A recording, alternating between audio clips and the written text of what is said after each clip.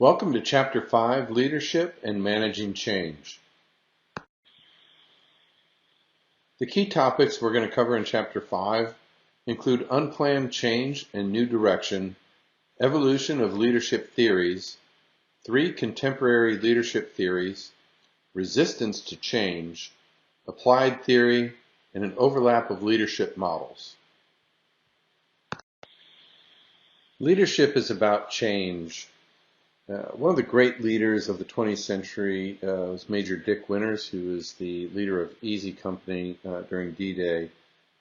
And as we talk about change and leadership, what he said is that when confronted with unexpected and ambiguous circumstances, you can either see opportunity or obstacles. I believe that opportunity is present even in chaotic situations. Leadership's defining quality is honesty. To honesty, add fairness and consistency. The point of leadership is to help an organization or group of people move in a particular direction or to achieve a certain goal. Unplanned change and new direction. Adapting to new unplanned circumstances really gets to the heart of what Major Winters was talking about being confronted with unexpected and ambiguous circumstances. You either see an opportunity or you see obstacles.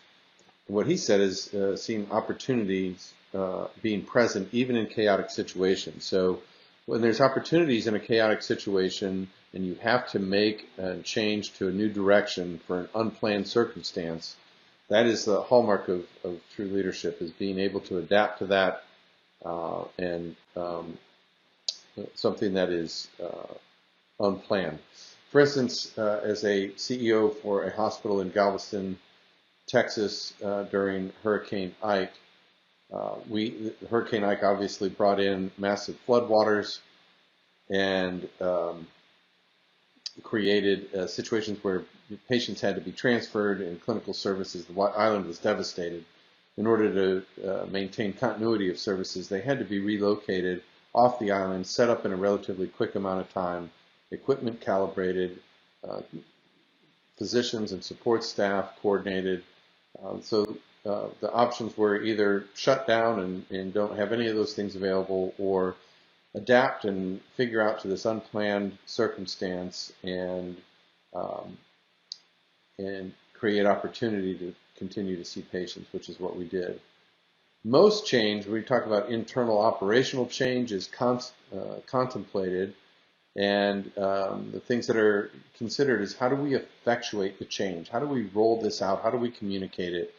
And there's several models to apply. The evolution of leadership theories consists of the great man theory from the late 19th through early 20th century, trait theory, which was from early 20th century through the late 1940s, behavioral mid-20th century through the 1980s, situational or contingency theory mid-20th century through the 1980s, influence 1920s to the 1970s, reciprocal 1970s to present, and authentic leadership 1970s to present. The great man and trait theories and models concentrated on individual leaders who were considered quote-unquote great, with those leader characteristics or traits that are being identified as reasons for their success. Other models focus simply on traits without identifying a great man. Great women were also identified, such as Joan of Arc, but to a lesser degree due to social norms and cultures that prevailed prior to the 1900s. Many great leaders, both women and men, could serve as the focus of a quote-unquote great man theory or model. The cultural norm through the early 20th century was encapsulated by Dowd in 1936, who argued that there is no such thing as leadership by the masses. According to his view, the individuals in every society possess different degrees of intelligence, energy, and moral force, and in whatever direction the masses may be influenced to go, they are always led by the superior few. So although pure trait theory is obsolete, traits of leadership are still very important to the subject of leadership. Based more heavily on description, these theories and models propose emulation of what great leaders do and which traits they possess. Prescription is indirect and universal in that situational context and behavior adaptation are not incorporated into this genre of leadership thought. Some are of the more accepted for their time theories and models of this phase are what we're going to talk about here.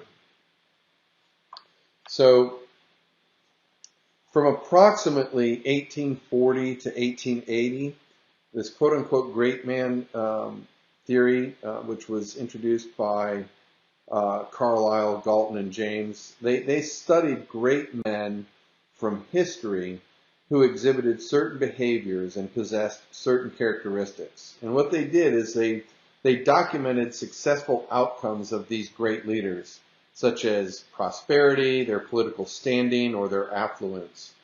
And then based on the study of these characteristics, they suggested that to be a good leader, a person would have to emulate the characteristics of these men.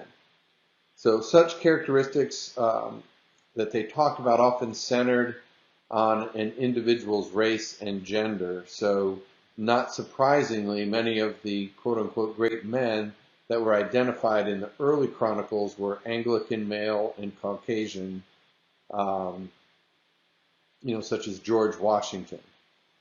So in the past, some authors advocating the great man theory combined great man and trait theories into a common field of study, and others did not. But in the early study of great man theories, an inordinate amount of weight was placed on certain variables such as gender, race, height, and how well they spoke or communicated. And then some other mutable variables such as social class, education, and religion also factored heavily into the early great man theories. As the study of these historical figures evolved, scholars then began to examine the commonalities among great historical figures and developed a finite list of traits associated with leadership. The primary focus on traits eventually evolved into a distinct discipline called trait theory. And that concept suggested that leaders are defined by various characteristics such as intelligence, whether they were extroverts, what experience they had, their education, confidence, and initiative. And possession of these traits were said to distinguish a leader from a follower in early trait-based theories. So that being the case, the emphasis on traits was an acceptable practice in discussing leadership in 1938, 1939. And they were studying, the scholars then, the leadership styles of two groups in their research of 10 and 11-year-olds in mask-making clubs. So during the experiment, they noted that the two groups demonstrated two distinct leadership behavior types, authoritarian or democratic, and the study led to the subsequent examination of the effects of these leadership styles on production, group tension, cooperation, and feelings of quote-unquote we-ness, inclusiveness versus I, individualness. So that study and the early work revolving trait theory experiments became really cited and quoted leadership and social psychology studies of that time. And that work migrated into the behavioral phase. And so much of the current or modern research in leadership theory traces its roots back to those early studies. Unfortunately, though, they were unable to identify any single trait or behavior or set of traits or behaviors that could systematically explain leadership success across various situations. So that's what kind of caused this paradigm shift in leadership study.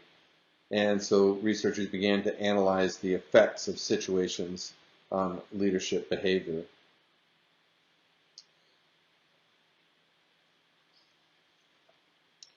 So situational leadership that led into, which are also called contingency models, because the leader should change contingencies based on the situation at hand.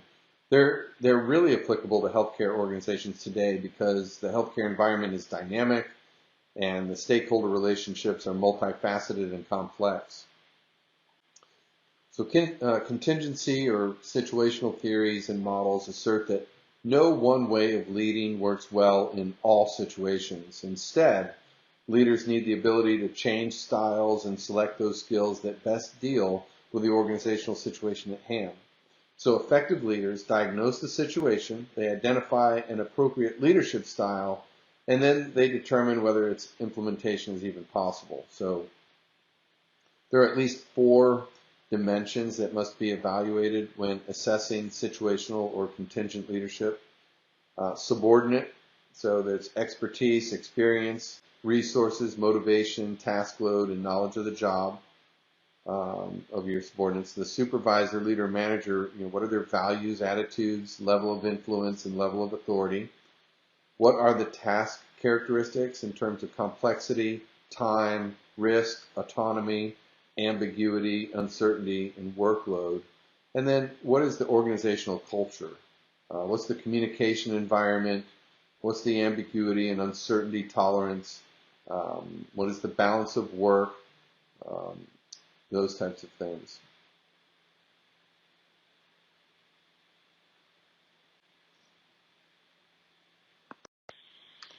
There are 3 contemporary leadership theories. First one being the leadership challenge posed by Kozes and Posner. They define leadership as mobilizing others to want to struggle to get extraordinary things done in organizations. So their study of leadership suggests that everyone can be a leader by following a model they call the leadership challenge. And so through years of surveying leaders from all walks of life, they identified 5 exemplary leadership practices. The first is to model the way, then inspire a shared vision, challenge the process, enable others to act, and encourage the heart. They've suggested that concrete behaviors that put their leadership concepts into practice. For each leadership practice point, they offer 2 specific behaviors that will help the leader develop positive relationships and become more effective. Those 10 suggestions are: clarify values by finding your voice and affirming shared values. Set the example by aligning actions with shared values. And envision the future by imagining exciting and ennobling possibilities. Enlist others in a common vision by appealing to shared aspirations. Search for opportunities by seizing the initiative and looking outward for innovative ways to improve. And experiment and take risks by consistently generating small wins and learning from experience. Foster collaboration by building trust and facilitating relationships. Strengthen others by increasing self-determination and developing competence. And recognize contributions by showing appreciation for individual excellence. And celebrate the values and victories by creating a spirit of community.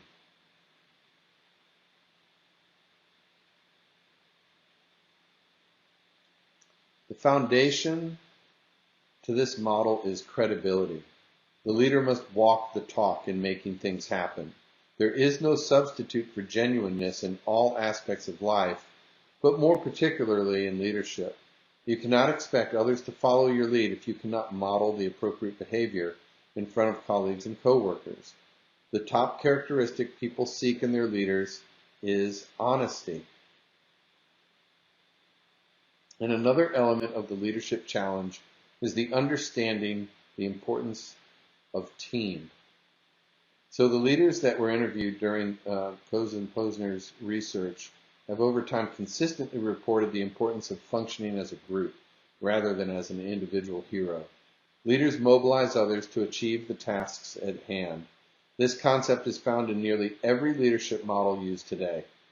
The essence of leadership is about motivating and inspiring others to achieve the objective.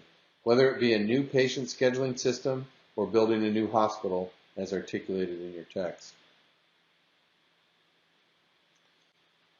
The next is primal leadership, and that is from Daniel Goleman. That leadership model relies on the concept of emotional intelligence, which is defined as the ability to recognize, understand, and manage our own emotions, and recognize, understand, and influence the emotions of others. A more comprehensive definition comes from those who developed the term, whose research indicated emotional intelligence comes from 5 domains: self-awareness, managing emotions, motivating oneself, recognizing emotions in others, and building engaging relationships. It's asserted that emotional intelligence can and should be exercised by applying different leadership styles. The style of leadership to be applied would depend on the overall situation as assessed by the emotionally intelligent leader. The importance of self-awareness cannot be overstated in this context. One cannot adjust styles of leadership without first knowing fellow team members well and understanding how they interact with their surroundings. Leaders should, at varying times, be visionary, coaching, affiliative, democratic, and on occasion, pace-setting and commanding. It might be considered something of a theoretical hybrid, as the leader varies his or her relationship with peers based on the situation in which the group finds itself. As it relates to competency development, focusing on the notion that leadership is about behavior and interaction with people, many healthcare management experts promote a leadership model based on competency. So this approach stems from the belief that knowledge about the healthcare industry alone is not sufficient to be a successful healthcare manager. And further, a competency, quote unquote, by itself is not the same as leadership. It's one thing to know how to perform certain discrete acts that qualify someone as competent, such as creating a return on investment analysis, but the skill to develop genuine, transparent relationships that empower colleagues to contribute to the success of a shared organizational vision is a different type of competency altogether. That's why there are so many health administration programs that have adopted competency models that include multiple dimensions of assessment as a way of measuring skill development in students.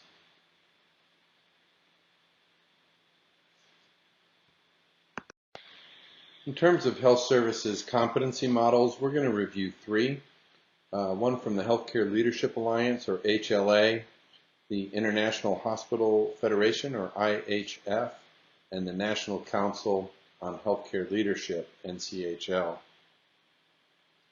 The Healthcare Leadership Alliance is composed of major healthcare-related associations in the United States. And it pushes forward a model that is referred to as the HLA Leadership Competency Directory. It was initially completed in 2005, and it focuses on the 5 following domains. 1, communication and relationship management. 2, leadership. 3, professionalism. 4, knowledge of the healthcare environment. And 5, business skills and knowledge. Each of the HLA domains contains several clusters that may be considered subsets of the domain. For example, the communication and relationship management domain has a cluster for relationship management, one for communication skills, and another for facilitation and negotiation.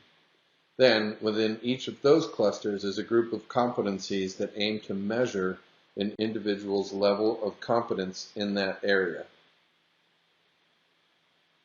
The IHF leadership model works with the American College of Healthcare Executives and other hospital associations from around the world. And it published the leadership competencies for healthcare services managers. The IHF model focuses on the following domains, which are similar to the HLA directory model. 1, communication and relationship management. 2, professional and social responsibility. 3, health and the healthcare environment. 4, business. 5, leadership. Within each of these domains are skills and behaviors that an effective healthcare services leader would be expected to master. And the NCHL leadership model. So in this competency model, it takes a different tactic from the HLA and IHF model. So the National Center for Healthcare Leadership competency model consists of 3 domains and 26 behavioral and technical competencies. The 3 domains are transformation, execution, and people, and those capture the complexity and dynamic quality of the health leader's role. So by focusing on the 3 domains, the NCHL model attempts to recognize both intellectual and social skills. Some people are better at soft skills, also referred to as people skills, while others are more oriented toward quantitative thinking. So note that execution sometimes blends elements from the other 2 domains. Thus, collaboration can be considered both a part of team leadership from the people domain and achievement orientation from transformation. The NCHL model goes beyond suggesting that one should attain some minimum level of proficiency in each competency.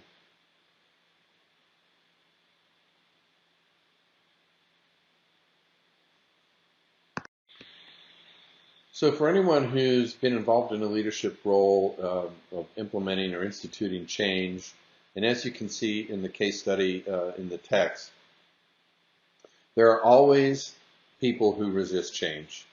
So while leaders are busy attempting to improve an organization, there are some employees that will lag behind, or worse, will actively work to undermine the new direction. Some of this behavior is just human nature. And so it does take multiple people in an organization to implement change successfully. How leaders envision change, how managers and staff implement it, and how change participants respond to the change all influence the outcome. So there's some concepts that apply to resisting change, and one of those was by a person named Lewin, and he introduced the concept of resistance to change in social science. He proposed that successful change requires 3 conditions: unfreezing, moving forward, and refreezing. Unfreezing refers to reducing the forces keeping an organization in its current state. Moving forward refers to implementing the change. And refreezing refers to stabilizing the forces again and making the newly implemented change part of the organization. So our understanding of an employee's behavior rests upon our understanding of that person and the environment in which he or she operates. Although the change process, which is the process whereby managed change is envisioned and implemented, may affect the person in the work environment, the manager has more control over the environment and can set the stage for effective change by assessing and altering the environment. So the term resistance to change is a description of a condition that affects managers and employees. Change occurs when the driving forces for change increase and the resistance forces against change decrease. So a manager may be able to create an effective change implementation plan by properly identifying the driving and restraining forces for change.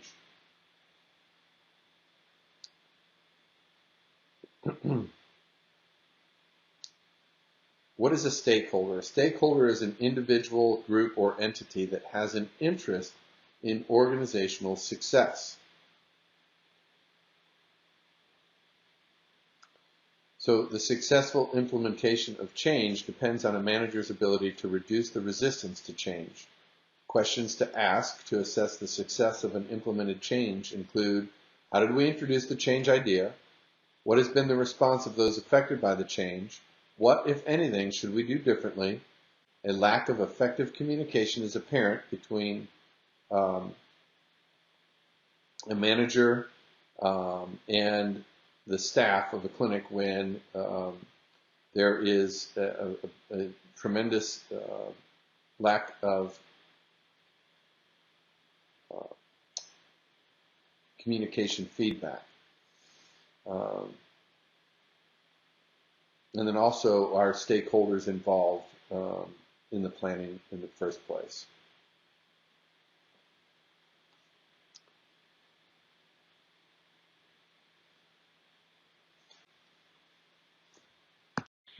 The top 10 reasons for resisting change is loss of faith, loss of control, the amount of uncertainty, the fact that it may be a surprise, what's the difference, if people can't understand that, can I do it, does it seem possible, what are the ripple effects on other areas or other processes, is there going to be more work involved, are there past resentments that are unresolved, and what are the real threats.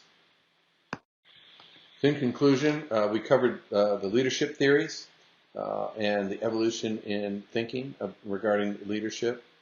There are currently several theories, and what we found for healthcare is, in particular, is people respond well to transparent and authentic relation-based leadership models. And then we also learned that multiple models overlap and are complementary.